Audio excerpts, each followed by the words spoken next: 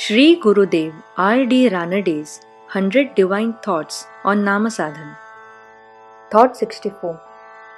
There is only one favor that we should ask of God, that we should always think of Him in our heart, that we should always utter His name by our mouth, that we should always see Him with our eyes, that our hands should worship only Him, that our head be placed always at His feet, that our ears should only hear of God's exploits, that He should show Himself always to our right and to our left, before and after, and at the end of our life. We should ask God of no other favor except this. Marathi अनुवाद.